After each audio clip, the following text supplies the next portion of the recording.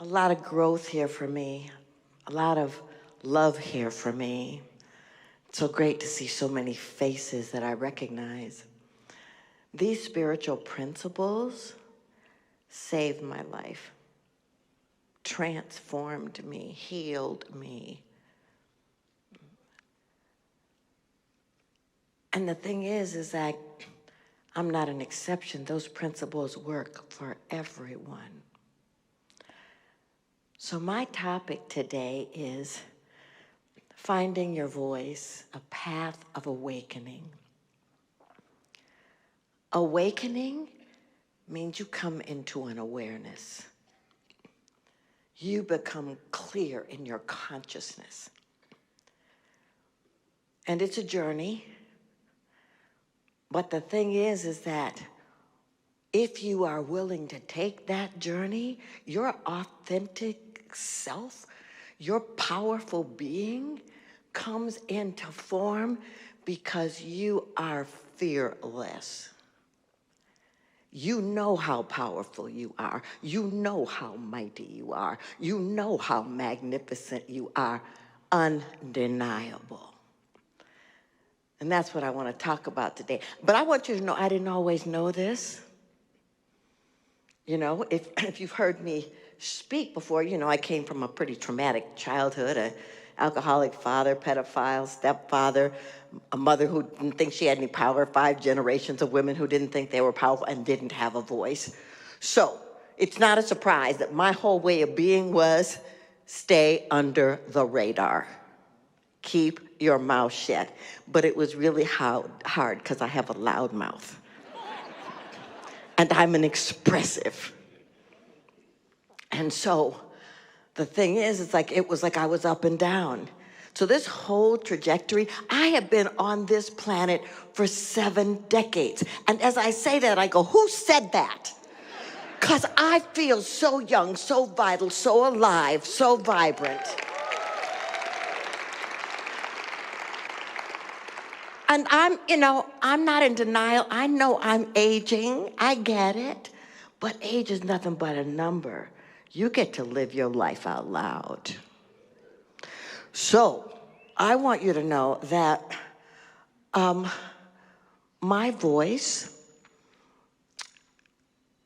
had a lot of ups and downs. I made a lot of interesting choices. Yeah. People who read my book go, I didn't know that. I didn't know you did that. When did you do that? Yeah, it was me. It was me. But what I want you to know is I want to teach you 3 things today. 3 things that I hope will help you walk out of here, whether you come to the workshop or not, which I'd love to have you there, but whether you come or not, I want you to remember these 3 things because they will remind you of your magnificence.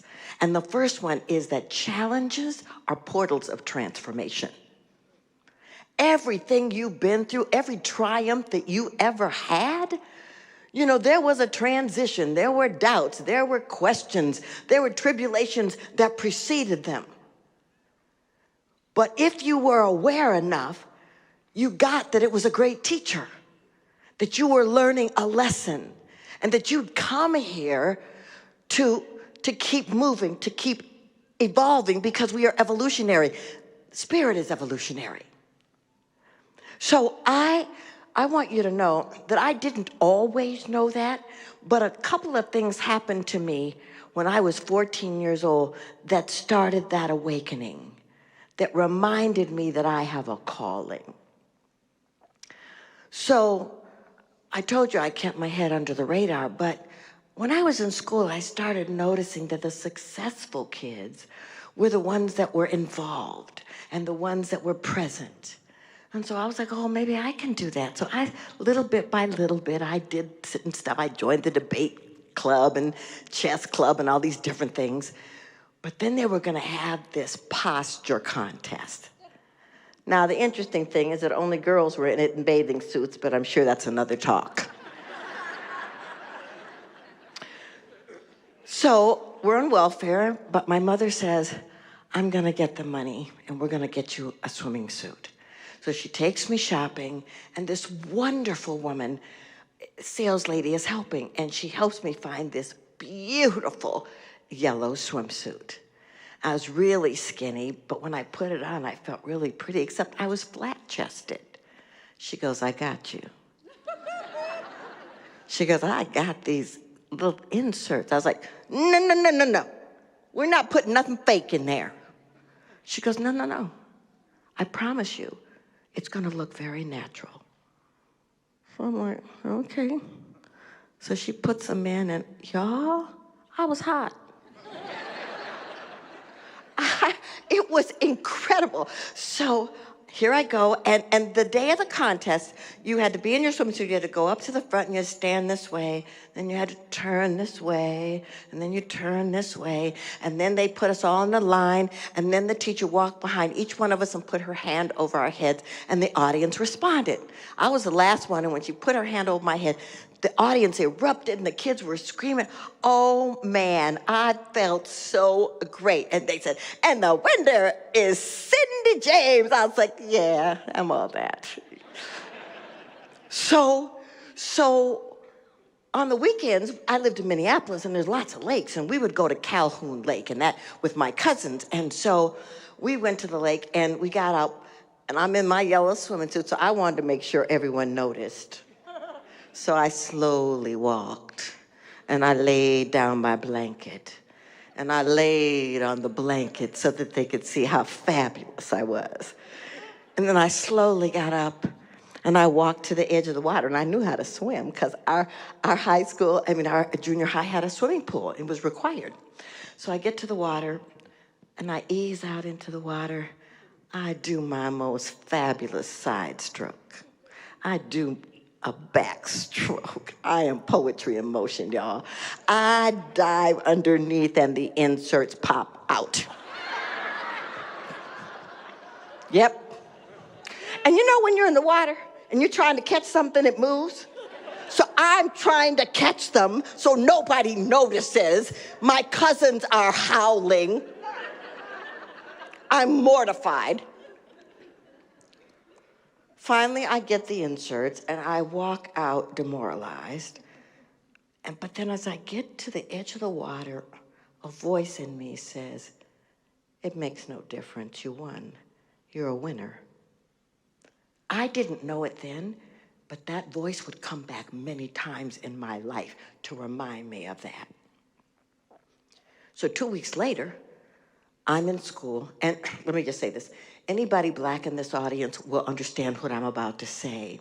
When black people get in water, our hair goes out and up and can look kind of crazy, whereas Caucasian hair goes like this. But when you're a colored girl in school, when I'm growing up, when your hair went like that, you were made fun of. So every black girl was like, no, that's not happening. We had all kinds of crazy stuff we did to straighten our hair. So we're in the swimming pool, and the teacher says, okay, we're going to do one last thing. Cindy, go down to the end, get on the diving board, dive in and swim down to the shallow end. I'm like, great. So, we wore 2 swimming caps and stuff underneath so our hair wouldn't get wet. And so I get up there on the edge, and I dive in, and my swimming cap pops. It comes off, and my hair is drenched. The black girls in the pool are like, whoa. I get out of the pool, and I go to the teacher, and I say, excuse me, I need to go home. I live really close. I can be back soon, but I've got to fix my hair. She goes, absolutely not. I go, no, you don't understand. If I don't fix my hair, they're going to make fun of me, not just for today, but it's going to be ongoing.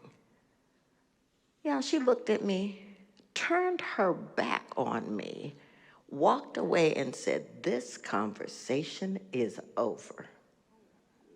Choice point. I looked at her. I looked at my friends. I went home, y'all. I fixed my hair. I was back at school in like 25 minutes. They wouldn't let me in. They said, you can't come back until you come back with your mama. So, okay. My mother was a highly emotional being. World-class complainer. And cry at the drop of a hat. So I was scared to tell her, but as I'm telling her what's happening, she's looking at me and she says, and why did you make that choice?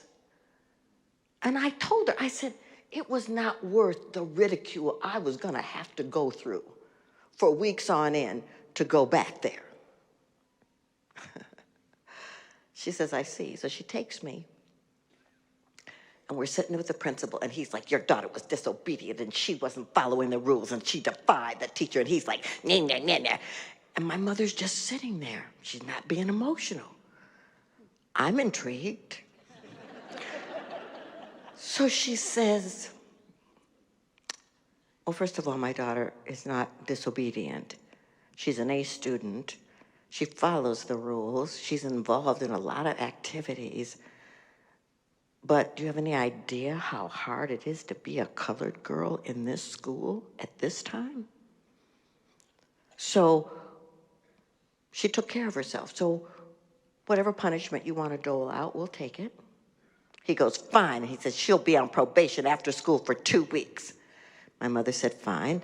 And he hands me this piece of paper to go back to class. So the interesting thing is we walk back to class in silence. But when we get to the door, she says, I do not like disobedient children. But what I want you to know is that I'm proud of you. You took care of yourself. And that is one of the most important lessons you can learn.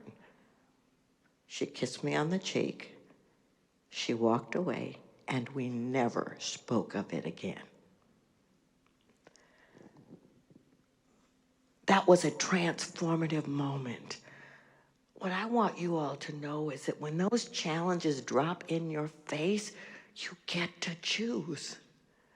You are choosing in every moment. The question becomes, how are you making the choices? Are you making the choices from a place of consciousness and clarity and self-care and being in integrity with your soul? That's the thing. Because you are here for a reason. You are not broken. There is nothing to fix. You are here to stand in the truth of your power and your present moment by moment by moment. Make no mistake. Second thing, judge not by appearances. Listen, I'm very clear we're looking at an interesting world. Division, division, divisions. Nations and countries and politicians and religions and families and men and women and on and on. I get it. But my question is, how come we don't see each other? How come we don't love each other? How come we don't honor each other? How come we don't understand that we are interconnected, that there's only one? And you know, by the way, it's not easy when you're spiritual to have those other ugly thoughts because you want to push them away. But hey, deal with them. They're real because they're telling you that you're looking through life from a lens of perception that is inauthentic and is not powerful and is not dynamic and is not rooted in God. You get to look at it, then you get to shift it. So I take people on pilgrimages, and I really love doing that. And last year in November, I was in Egypt. And Carl and I, it was the first day, and it was our day of, you know, kind of getting over jet lag and resting. And so there was this beautiful pool in our hotel, and so we were at the pool, and in walks this couple, and it was a Muslim couple, and I knew that because the woman was covered, she had black around here and all on her shoulders and her body, and it was the light fabric, but it was still black, and it was warm. Right? And she clearly wasn't comfortable in the water, but her husband was so loving with her. And he got her in the pool and he was showing her what to do and how to move. And I'm just watching. And then my mind starts going, I wonder if she's hot. I wonder if she likes wearing all that stuff. And then I went down this rabbit hole about women and how we're being treated. And I mean, I was gone, y'all. I don't know how long I was at that pool, but I was zipping out. So the next day, we are in having breakfast, and this woman and her husband walk in, and she's exquisitely beautiful. I do not know what made me do this, but I got out of my seat and I walked over to them and I said to her husband, "Do you speak English?" He said, "Yes, we do." And so I turned to her and I said, "You are exquisite. You are so beautiful." And then something miraculous happened. She looked at me and she said, "I have loved you from the moment I saw you." She said, "You walk with this confidence. And the way you were moving and working out in the pool to the music, it was so free. I want that." I look at her husband, who's like this. I look around, all these people are looking, and I'm like, whoa. And I'm smiling, and then out of nowhere, she throws her arms around me and gives me such a hug of love that it was like nobody else was in the space. And I was like, oh, this is oneness.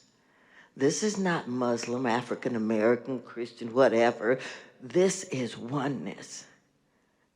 And I thought, what stops us from doing that? There's no separation in God. We're one. We may like different things, come from different cultures, practice different things, but everybody wants to be loved. Everybody wants to be heard. Everybody wants to be seen and acknowledged. Everyone. And if you do not do that, then you are participating in separation. I want you to know that I feel emotional when I even tell this story because it was so real. That lady and I knew we'd never see each other again, but in that moment, love was the answer. What I want you to know is that it's easy to control masses of people by feeding them fear, telling them that we're separate, that they don't matter, or they don't matter, or they're wrong, but that is so much hooey. That is a spiritual term.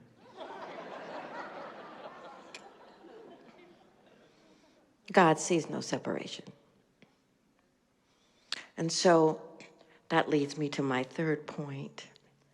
Trust your inner guidance. I mean, do you know that you are encoded with an incredible inner guidance system? Everything you need is within you. Happy birthday. Was it your birthday? Happy birthday. See, my inner guidance center just tapped right in there. I'm so sorry I embarrassed you. Okay, I'm back over here. But you have this inner guidance system, and it tells you things, and it lights you up. Your job is to listen, and then that becomes the rub, doesn't it? Because you go, was that my mind or was that my heart? I don't know if I'm just feeling stuff or if God is talking to me. Listen, you know when God is talking to you because you're centered, because you're open, because you're available, because you're free, because you are not pulling your energy back. You are willing to step forward in love. Your inner guidance system will go, you know, you really should turn left there. And your mind is going, everybody's turning right. My advice, turn left. Because that inner guidance system is not linear. We are in a culture that has been educating us to think that our minds are the God. No. Your heart, your wisdom, that part within you that is so connected, that's the thing. A few years ago, I was teaching a class here, a manifestation class, and a woman raised her hand, And I called on her and she stood up and she goes, "Hi, I have this dream." I said, "Okay, what is it?" She says, "Well, I want to open a spa and I want it to be really different. I want it to be a place of respite where people can come and let go." I said, "That's incredible. When's that happening?" She goes, "I don't know. I have no money. I know nothing about a spa, but it won't leave me alone." I said, "Listen to that. Trust that. The dreams within us are energies that want to emerge into form. And when you pay attention to them, you don't have to know how, you don't have to know when, you don't have to know where. You just listen." So a year later, she comes to me and she says, "My husband's been diagnosed with cancer and I'm really afraid." And I said, "Betsy," her name is Betsy Abrams, and I said, "Betsy," I said, "I'll pray with you. I know the right thing will unfold." And so she's still coming to Mile High and she's still taking classes. And then several months go by and then she comes and tells me that her husband has passed. And then she disappears. I don't see her for a while.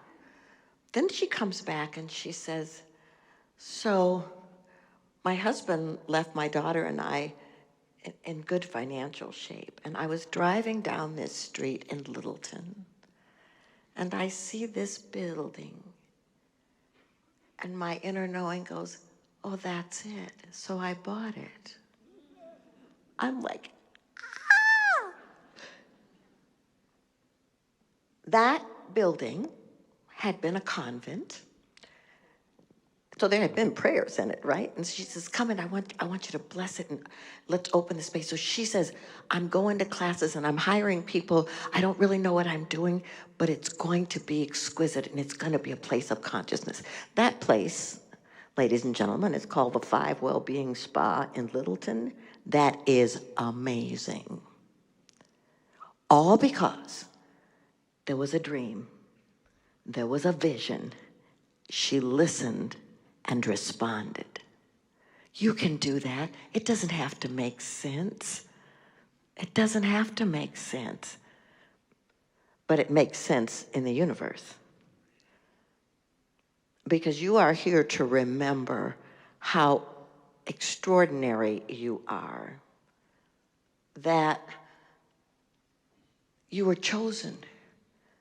The universe breathed its life into you in the form that you are, unrepeatable. There's nobody else like you on this planet that has your gifts, your iridology, your fingerprints, your DNA. You are a miraculous unfolding. Make no mistake about it. You're chosen.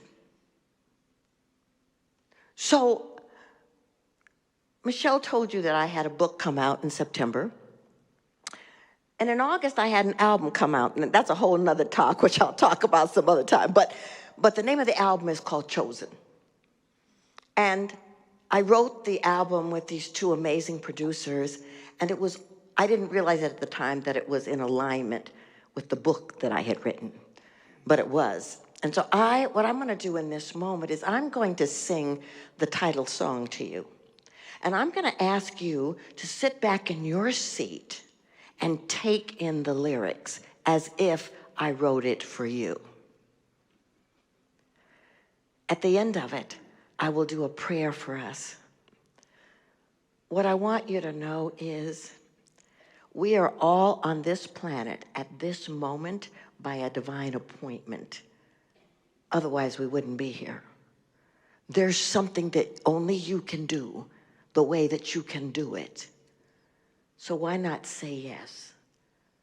Find your voice, step into your power, bring your full authenticity, and dare to be brave. So I'm going to invite you to just close your eyes and breathe in as I sing to you.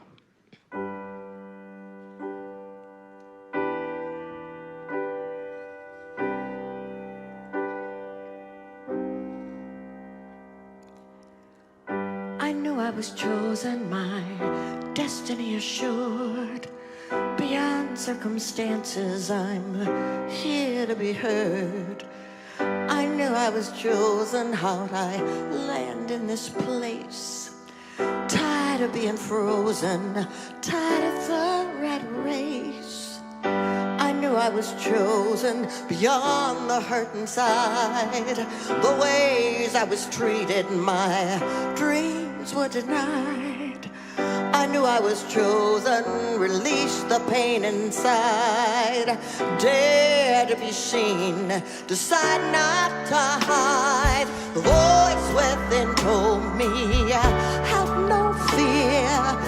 Voice of 1,000 angels will guide you, my dear. Voice within told me, release the fear.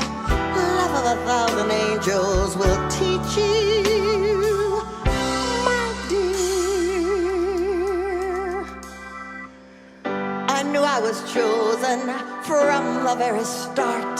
Still small voice within said, open your heart. I knew I was chosen. I came to lift my voice, stop running from myself and make a different choice. Voice within told me, have no fear. Voice of 1,000 angels will guide you, my dear. Voice within told me, release the fear. Love of 1,000 angels will teach you, my dear. Hear the angels. Oh, hear the angels.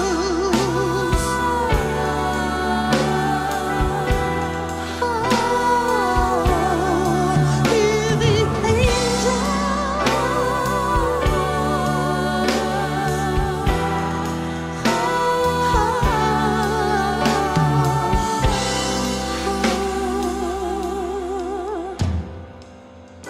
I knew I was chosen for this moment in time.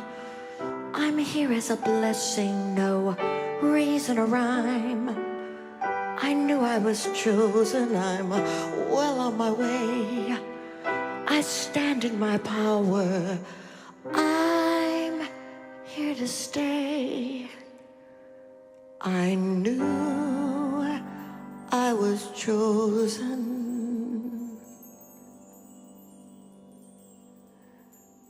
So breathe that in. Practitioners, if you'd like to stand in this prayer.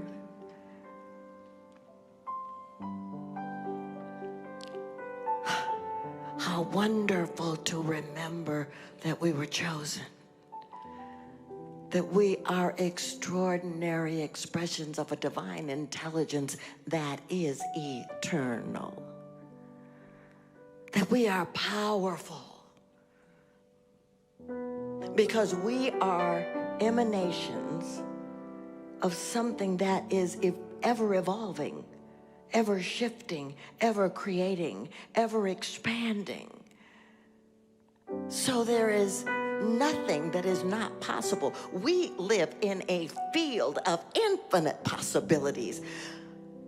So there is nothing that has ever happened that could take that truth away from us. The past does not define us. We are here because our presence, our energy, our voices, our authenticity is needed at this moment on the planet at this time. And so we just take this moment to place on the altar of light any old ways of being, old paradigms, old feelings, old experiences that no longer serve. We place them there and we watch them transform into a remembrance, a soul remembrance of our intuitive knowing that is grand, glorious, and infinite in scope. We give thanks for this mile-high community, for its heart, its myriad of ways it serves, internally and externally. That its commitment to personal empowerment and global enlightenment is real. It is not just this building. It goes out into the world. And there is always someone here praying for each and every one of us. And so we take this moment as a collective to bring our prayers that dis-ease dissolves, that old ways of thinking and old structures disintegrate, that dis-ease is not the norm. We simply raise up this planet. We raise up the ecosystems, the animal world, every man, every woman, every child. And we vibrate out into the world in this moment so much love that people feel it and they are not even sure what is occurring. And so I'm just grateful. I'm grateful to speak this word, to release this prayer into the law and trust it, knowing that grace guides us. So we simply let go, allow it to be, and say, and so it is.